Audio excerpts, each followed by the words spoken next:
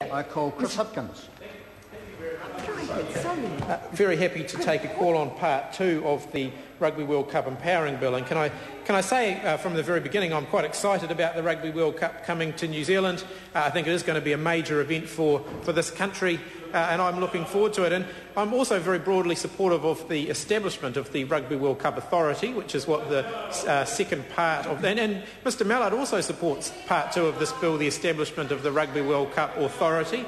What I want to do is talk about some of the powers that the authority has, some of the considerations around membership, and in particular how the authority is going to be supported. So part two establishes the Rugby World Cup Authority as the body corporate, as a body corporate.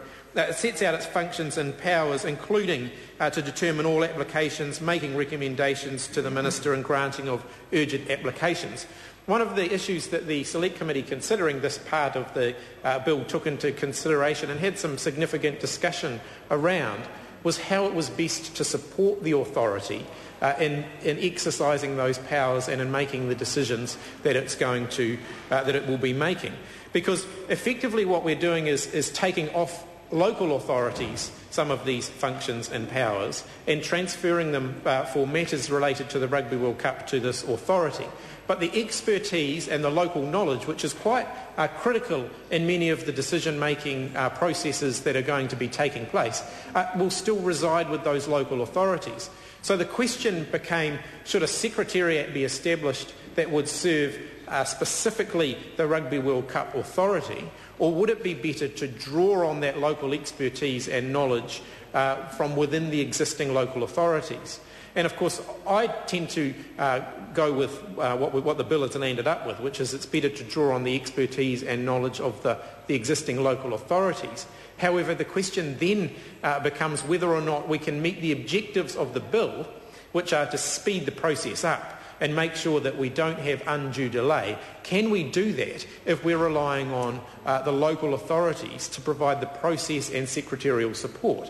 Now, in the case of a larger local authority, the Wellington City Council, the New Auckland Council, they're likely to have significant resources behind them. It's not going to be a problem for them to be supplying good, quality, robust secretarial support to the authority, but and to be able to meet those constrained timeframes and the time pressures that the authority is going to face. However, if we were to move to a much, much smaller local authority, that's not necessarily going to be the case. Like even in Hamilton, which, it's not tiny, but it's not a big authority either.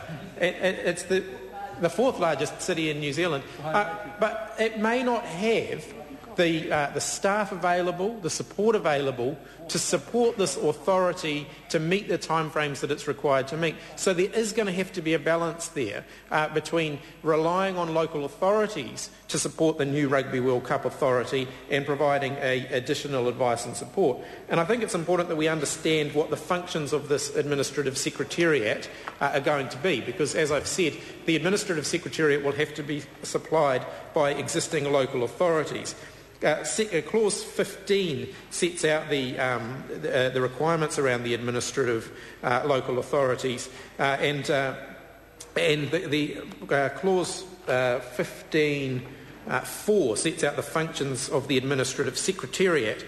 And I think the important one here is 4(b)(a), which is to provide advice to the authority in accordance with its requirements for matters relevant to any determinations of the authority, and then 4(b)(b), which is to act on the instructions of the authority, because ultimately the local authorities, the councils, are still going to be the ones who will have to implement whatever decisions the authority takes.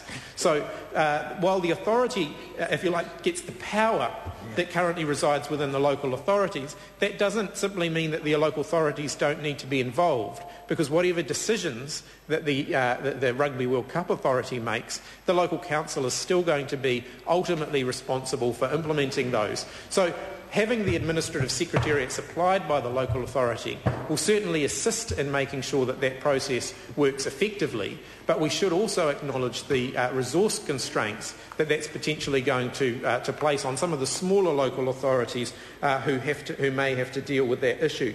I want to talk also about the... Mr Chair. Stuart Nash.